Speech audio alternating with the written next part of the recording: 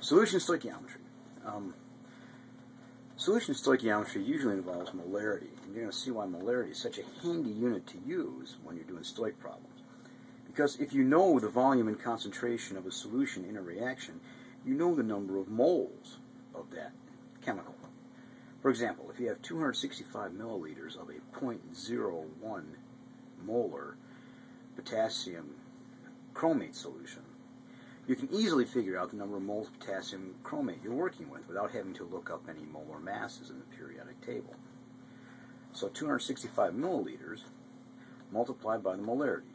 Big M is moles per liter, or moles per 1,000 milliliters, which is handy when you're using milliliters here.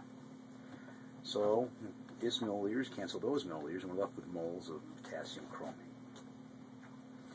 And so we take 265 divided by 1,000, multiply by 0.01, we get 2.65 times 10 to the minus third moles of potassium chromate. No periodic table needed. So let's use it in a problem. In this particular problem, we're trying to calculate the mass of calcium carbonate formed when 25 milliliters of 0.1 molar calcium nitrate reacts with 20 milliliters of 0.15 molar sodium carbonate. Now, with all stoich problems, we have to have a balanced equation to work with. So, are we balanced there? Yep, we're balanced. Now, you really don't know which one of these is going to run out first. So what you have to do is figure out the moles of calcium carbonate that you will make from each of these amounts of calcium nitrate and sodium carbonate. So we'll start with calcium nitrate. 25 milliliters of calcium nitrate. So we got to go from milliliters to moles. So we have to multiply by the molarity, 0.1 moles per 1,000 milliliters. Milliliters cancel out. I got moles of calcium nitrate now. Calcium nitrate. Now I know from my equation that for every mole of calcium nitrate I get 1 mole of calcium carbonate. So that's a 1-to-1 mole relationship. So the moles of calcium nitrate disappear. Now I'm just working with moles of calcium carbonate. And the molar mass of calcium carbonate is 100 grams per mole. Calcium's 40, carbon's 12, and 3 oxygens are 48. And so now these guys cancel out. And then I can calculate the amount of calcium carbonate made from 25 mils of this calcium nitrate solution. So it's 25 times 1 divided by 1,000 times 100. Gives me 0.25 grams calcium carbonate. Now that's how much I can make with calcium nitrate, but how much calcium carbonate can I make from the amount of sodium carbonate I've been given? So again, take the volume, 20 milliliters of the 0.15, so 20 milliliters times the molarity, 0.15 moles of sodium carbonate per 1,000 milliliters. That gets us from milliliters into moles. Now we use the mole ratio to get from moles of sodium carbonate to moles of calcium carbonate. And from the equation we see that we need, oh wait a second, we require 1 mole of sodium carbonate for every mole of calcium carbonate. Makes sense. So that 2 shouldn't be there. And then, once we got moles of calcium carbonate, we got to convert that to grams. So let's go through the calculation. 20.15 times divided by means we can make 0.30 grams of calcium carbonate. So it turns out that calcium nitrates are limiting reagent. So therefore, all we can make is 0.25 grams of calcium carbonate. And that's what they were asking us for. So here, we have to go mils to moles, and moles back into grams. And whichever one makes the least is going to be the one that determines how much of the product you can make. Let's do one more. We'll walk you through it. Of course, you can try this if you want on your own. Calculate the mass of silver chromate made when 50 milliliters of 0.25 molar silver nitrate reacts with 30 milliliters of 0.25 molar potassium chromate. You need a balanced reaction.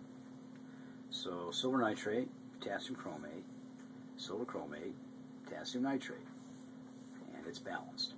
So, maybe you want to stop it right now, see if you can figure it out the same way we did the last one.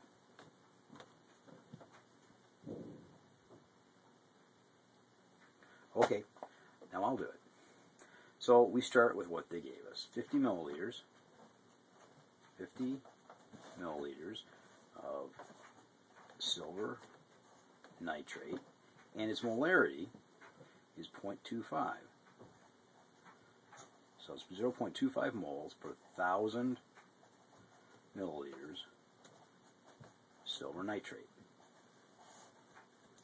So we see that for every 2 moles of silver nitrate,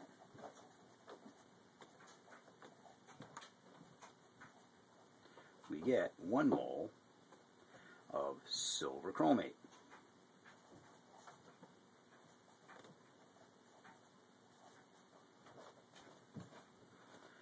And we go from moles of silver chromate. Ooh, got to calculate that molar mass.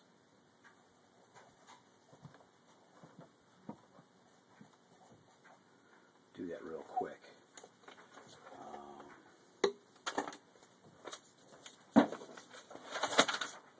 Whoops.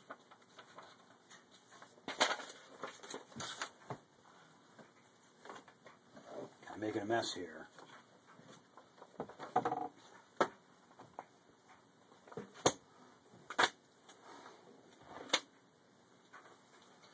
So silver is 107, and there's 2 of them. And then we need a chromium, which is 52, and 4 oxygens, which is 64. So that's 330 grams.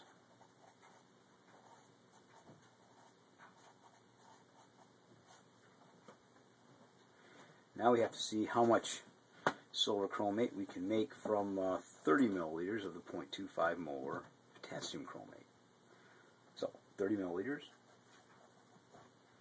of K2CrO3 times 0.25 moles per 1,000 milliliters times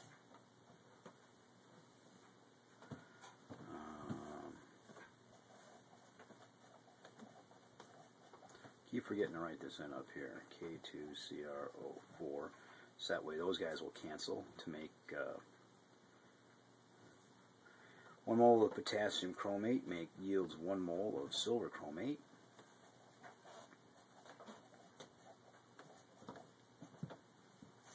And we know there's 330 grams of silver chromate per mole of silver chromate.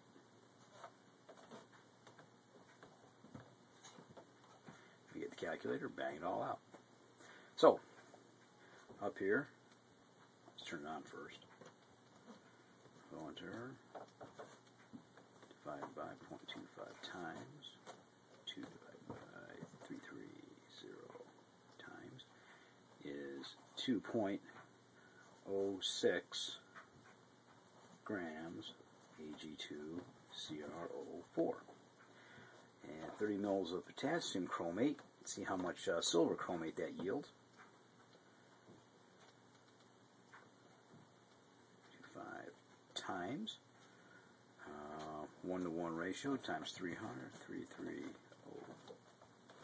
is 2.47 grams of silver chromate. So it appears that Silver nitrate's the limiting reagent. And we can make 2.06 grams of silver chromate.